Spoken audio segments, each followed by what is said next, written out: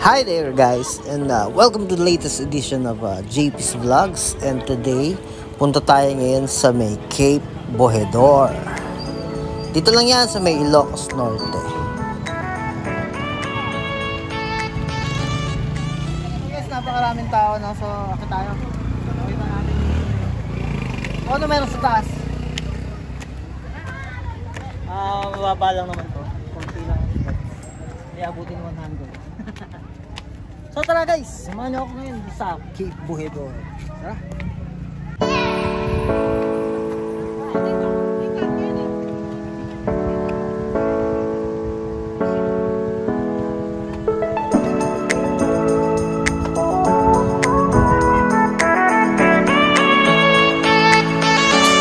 So nakakahingal yung pag-akit kahit maikilan yung mga baitang. So ang ganda ng view guys. Kitang-kita mo yung karagatan. So guys, ito yung Cape Bohedor. Sinasabi nilang may mga nagpaparamdam dito. Kaso sa puntong ito, malabong may magparamdam. Napakaraming tao.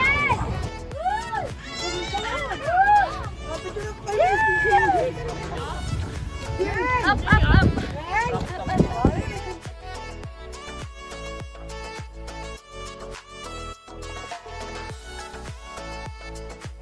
Ito na nga tayo sa may pasukan. Sa may Cape Bohedor.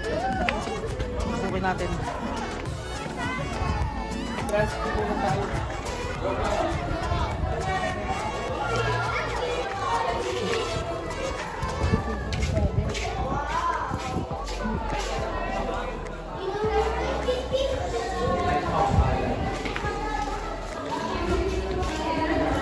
Wow. Makikita mo nga pala rito yung mga equipments nilang ginagamit sa pagpapailaw ng lighthouse. Naka-display na rin dito. And napakalaking tulong nitong Cape Bohedor Lighthouse sa pagpapailaw during at night sa mga mangingisda. Nagkakaroon sila ng marker para madaling malocate itong area nito. So yun lang ang short trivia.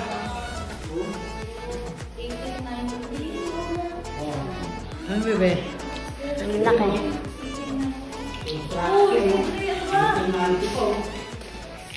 So ito na dito na tayo sa loob ng Cape Bohedor. Makikita mo yung mga meron na mini museum. Makikita mo yung mga dati na nagdaan. I think ano to? Glass siya. So sa ilaw to. Sabi may kinalaman sa pagpapailaw. So yun, makikita mo kung ano yung meron sa taas din. Construction niya ng 1890. Ito. 1890. So yung mga battery dito. So probably ito yung mga tina-charge.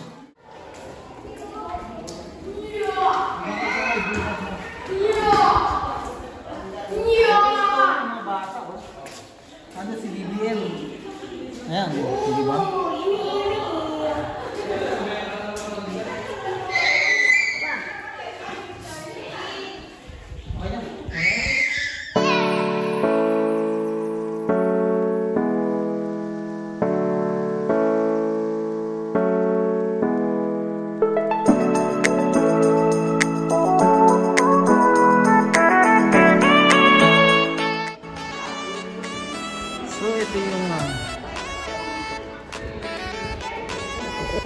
Ito yung stairs, punta doon sa may lighthouse.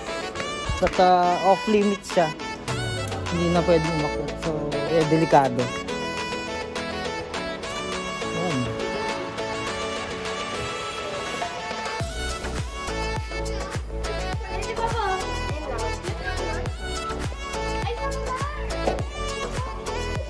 I don't know kung functional pa siya as of today, as of this moment. Pero may kalumaan na nga yung structure.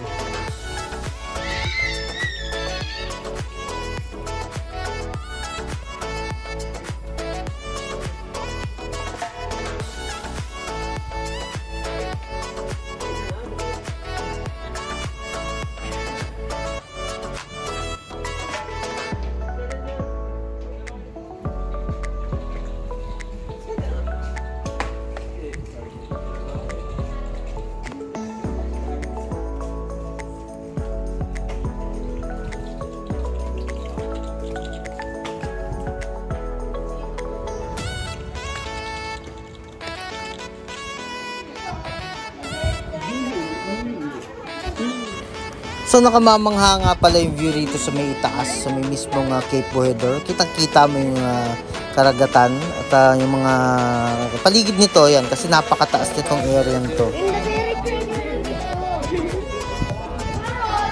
So ito yung view mula dito sa taas ng Cape Bohedor. Napakaganda ng view. Kitang-kita mo yung dagat kasi napakataas din talaga ng area na to. Yan.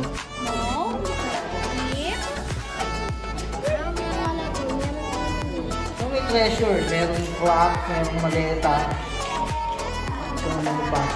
And yun, lumang Philippine map.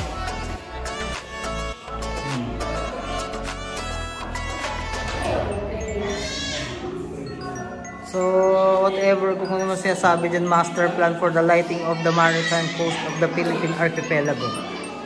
So, ito yung mga picture dati, oh. Yan. So there you go guys, hopefully nag-enjoy kayo sa aking short featured vlog for today, featuring Cape Bohedor dito sa may Ilocos Norte. So don't miss it guys. Kung magagawi kayo dito sa area to, I suggest na puntahan nyo and check the area, and napakaganda, mag-enjoy ang buong pamilya. So guys, thank you for joining me here on my trip to Cape Bohedor. Once again, this is JP saying see you on my next adventure.